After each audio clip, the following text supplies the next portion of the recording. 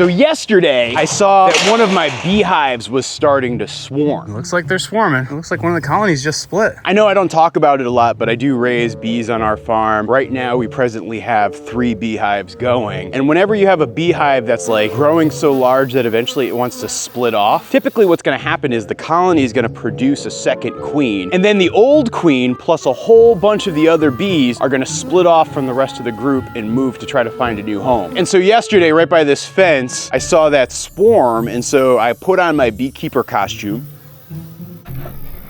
and I got all my tools ready and I tried to find the queen and sweep the bees into a new hive.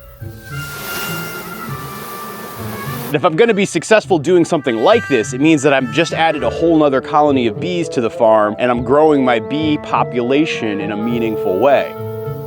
But if I'm unsuccessful, the bees are going to pick up stakes and head off to a new place, and I just might not ever see them again. So with my beekeeper costume on, I swept up those bees and put them into a new fresh hive box, hoping to collect those bees.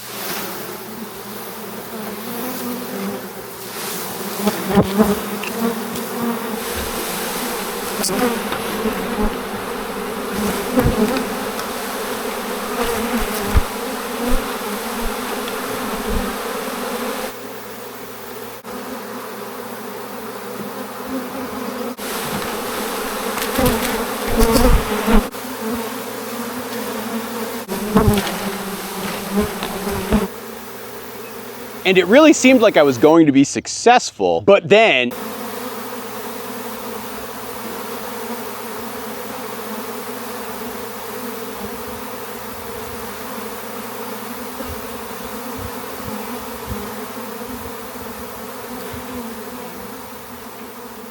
and so as I check on my colony this morning and look in the bee box to see if I actually kept those bees, it does not seem like I'm successful, and I think my bees have flown the coop. What do you think about that, Abby? Are you a little bit sad? I actually don't think Pablo Barncat's all that sad. He was looking at those bees with suspicion yesterday. And I know Mr. Toby Dog realizes sometimes it's hits and misses in farming. And you really do need to accept that sometimes that's just the way things are. So my chickens have completed their 10-day training course on their new coop, and they're now ready to move from this lower pasture here up to the upper pasture so they can follow the cattle. So it's time to get all aboard the chicken train. Lining up a trailer is what I'm finding to be one of the hardest things to do on the farm. Did I get it? I think that's about close enough. All right, onward and upward.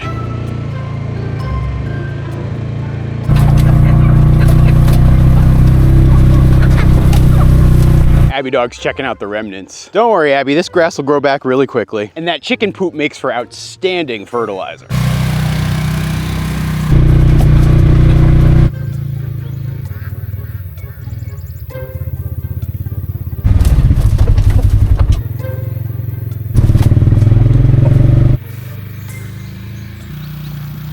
I know that turn might have looked a little bit rough, but with my old chicken coop, I would have never been able to make that. And so that is why I went through the pain and effort and expense to redesign this mobile chicken coop to the one that I have today. So far during its trial run, it's worked out really well. But now that we're moving it up to the upper pasture, we're really setting it up for the big time. Is everybody okay back there?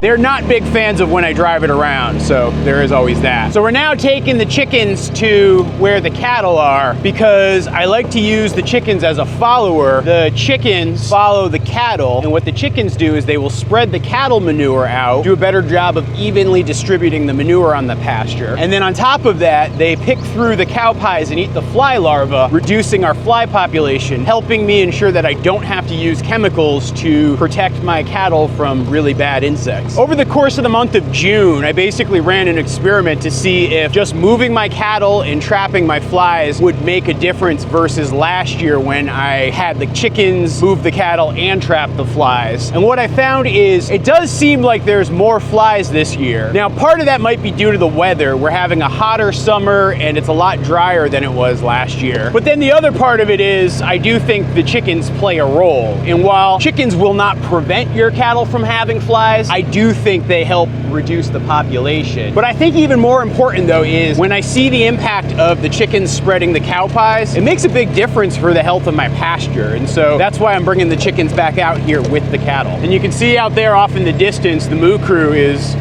waiting to get some fresh grass this morning. But what they don't know is they're also getting some new roommates. Good morning, moo crew. How's everybody doing this morning, huh? You guys also might notice I've actually moved an additional shade mobile up here because I've got a problem with my shade mobile that I built this year that I'm gonna have to deal with while we're up here this morning. Belinda Carlisle, are you ready to get some new roommates? Because I bet your new roommates are ready to get outside. All right, rise and grind, guys, rise and grind. Time for the summer landscape.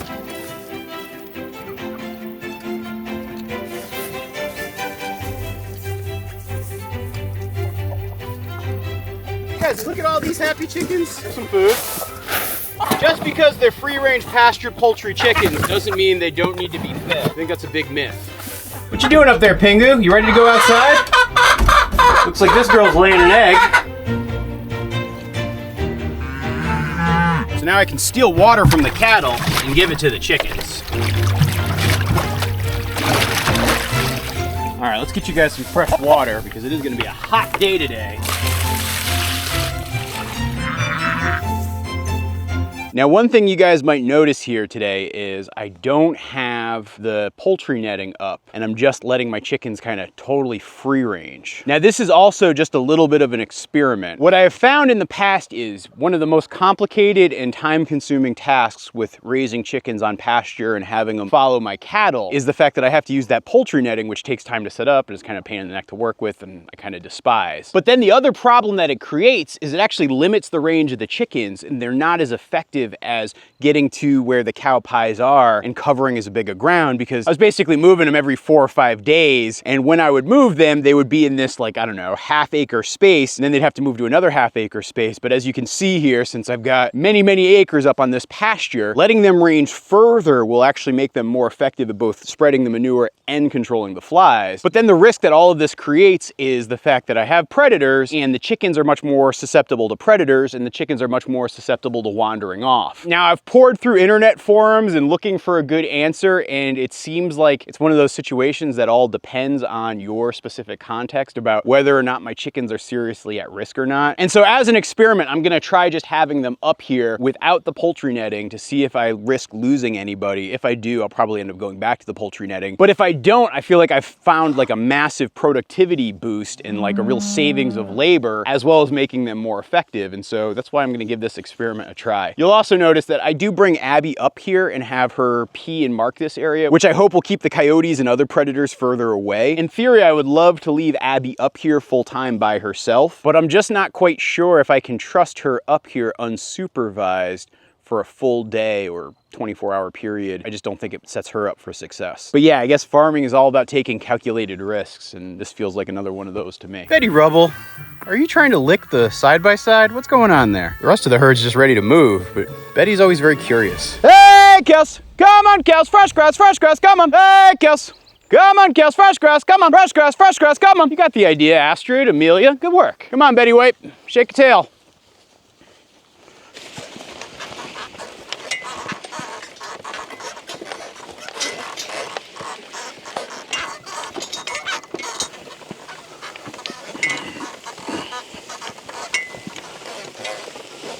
This right here is one of the most peaceful, relaxing parts of the day.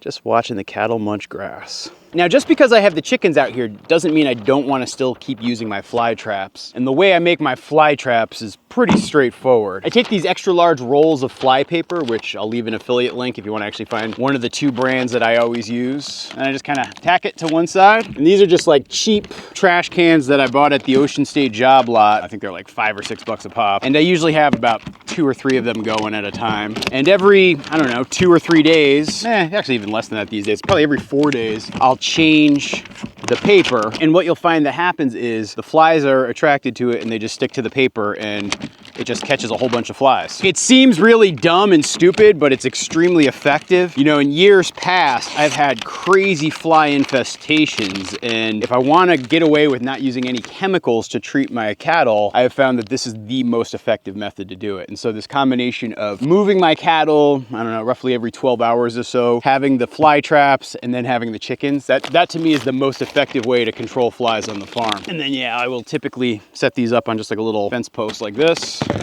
let it sit like that, and I'll come back in a couple of days and I'll have chicken feed right there on that trash barrel. You know, when folks ask me why I don't use treatments like permethrin or ivermectin to deal with my insect populations, it's actually for a couple of reasons. In certain acute instances, you actually do need to use those chemicals, but what I find is if you're using those things on a regular basis as an ongoing treatment for your animals, number one, they become less effective, and number two, the cumulative impact to what it does to your soil and the insect life and the microbe life inside your soil, it can be really significant. Like the whole reason why those things are effective is because they kill off a whole bunch of wee beasties. But at the very same time, good healthy soil really thrives on having all of those wee beasties. And so if you think about it, those insects are the most important animal or creature here on the farm. Their role with the plant life, their role with the animals, like all of that stuff matters so much. And I feel like folks often get trapped in this kind of easy solution of saying, hey, let me just spray them and call it a day. When the reality is, if you can actually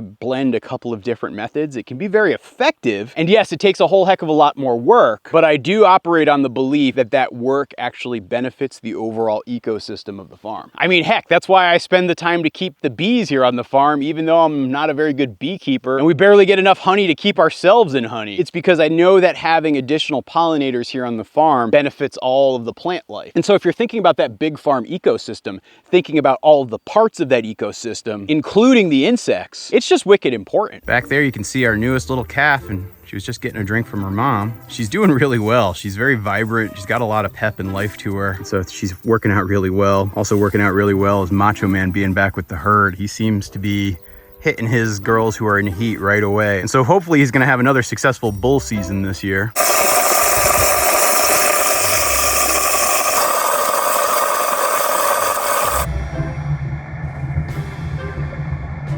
Uh-oh, what you got there, Pablo? It's like Pablo took out chipmunk. We've had a lot of problems with chipmunks trying to like burrow and nest down here. So it's really useful having these barn cats around to keep them at bay. Isn't that right, Ginevra?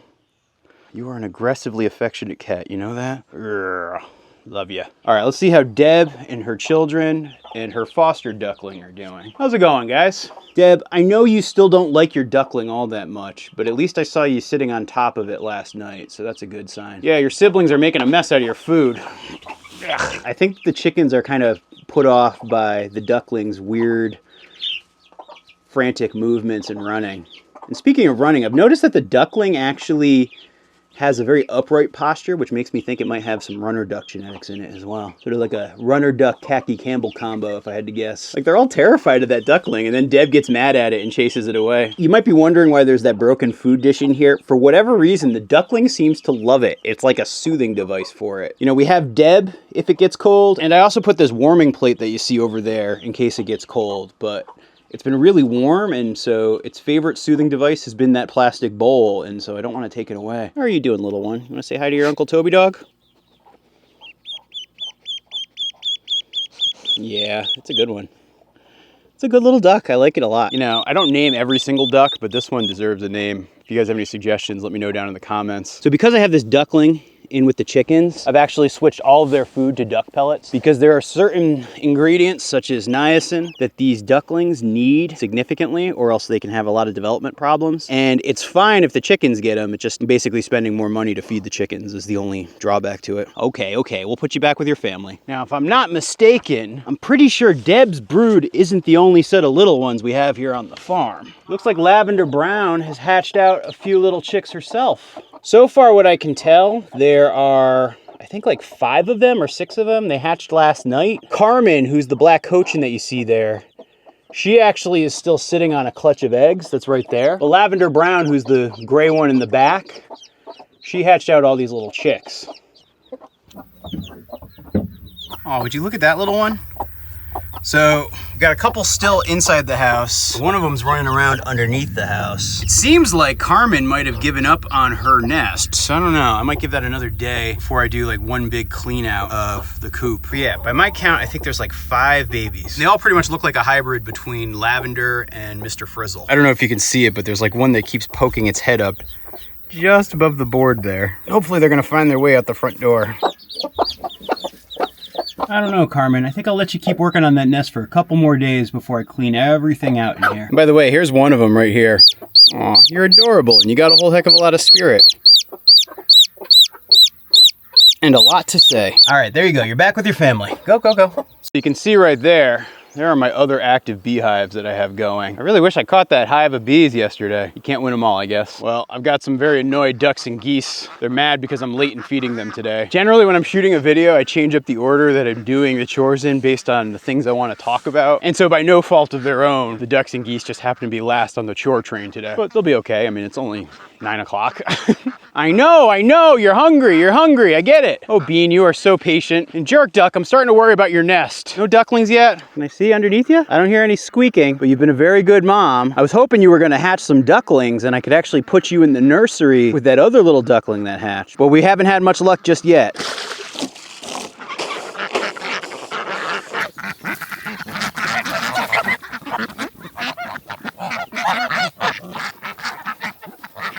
By the way, if anybody wants these Toby Dog and Abby Dog t-shirts, yes, this is actually a graphic of both Toby Dog and Abby Dog that I drew myself. And yes, I did a little bit of tracing. But these shirts are available, and I actually just was able to get kids sizes now available too in the Goldshaw Farm merch shop, so you should definitely check these out. The more shirts I sell, the more treats that Toby Dog and Abby Dog get. Good morning, Alice. Good morning, Baby B. How are you both doing? Baby B is as chill as always, but Alice B. Tokeless, I don't know what to do to get her to warm up to me more. She has no interest in treats. Even when I spend time up here, she just doesn't seem to care all that much. It's a little bit of a bummer. I was really hoping I could socialize her better this year. Ugh.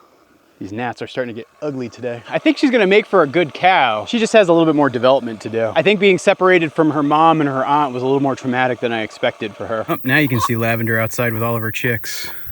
1, 2, 3, 4, 5. Yeah, it's 5 of them. Now I'm gonna have them grow up inside the clucky ball, and hopefully that will give them the best chance of survival and becoming the next generation of weird chickens. Because we're actually down a few weird chickens. Because Lavender Brown had been sitting on a nest, Carmen's still sitting on a nest, and my fluffy white chicken, Bet, she was always kind of the feeble one that always seemed like she was about to get herself killed. Well, last week, for whatever reason, she was just sitting on her nest and she died. Like, she up and died sitting on that nest. Now, I know she was kind of an older chicken, and so that plus her fragile nature made it not necessarily a shocking thing, but it was definitely sad to lose Bet like that. You know, I was really bummed out about it. Allison was really bummed out about it. But the person who I think was most bummed out about it was my friend Veronica. You see, she and her husband Aaron came out to the farm last year and stayed for a couple of days, and she became so attached to that chicken that actually when I recently saw her and told her about it, she was very, very sad. And yeah, I guess that is just the way it goes. You'll have new life and you'll have death, and the cycle just happens over and over again here on the farm. Good morning, pigs.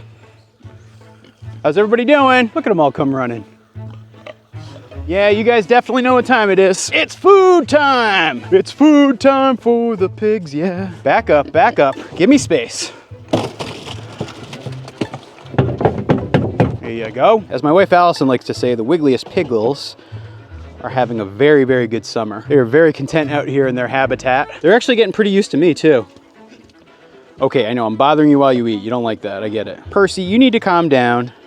Give Penelope some space. Prince Philip and Sir Porkington, you two are doing well as well. I don't know why Prince Philip still insists on standing in his food. I can't imagine it makes it taste better. Now, the last farm task I have to tackle this morning is I gotta pick some more mulberries. Yesterday I picked about 2 full pints of ripe mulberries. Today I might even get 3. But yeah, at this point, all my fruit producing mulberry trees are absolutely flush, and it's a race to beat the birds to get these mulberries. I mean, you just look at it, they're everywhere. You don't want to pick them when they're red. You want to pick them while they're black. I really like mulberries. They are a little less sweet than your average berry, but they have a very good, I don't know, flavor to them and chew. So they're like really high in fiber. And yeah, they're just pretty gosh darn wonderful if you get a look at them or get a taste of them. They're very easy to grow. They work in a lot of different climates. And so yes, I definitely recommend that everybody try to grow some mulberries if they can. If not to feed themselves, but to feed the wildlife. You know, the insects thrive on it, the birds thrive on it, the bears thrive on them. Deer actually love to eat the mulberry branches, which are very high in protein. And so yeah, if you're trying to think of like a food plot and trying to like grow plants to attract wildlife or improve how much game your land is carrying, I can't recommend a couple mulberry bushes enough. And yeah, pretty much from now until, I don't know, mid-August, I'll be able to pull off mulberries like this every single day. And so I basically just pick until I'm bored of picking or I don't need any more. And then the rest either just fall off or get eaten by the birds, and then I come back the next day to get the ripe ones. Thanks for watching, everybody.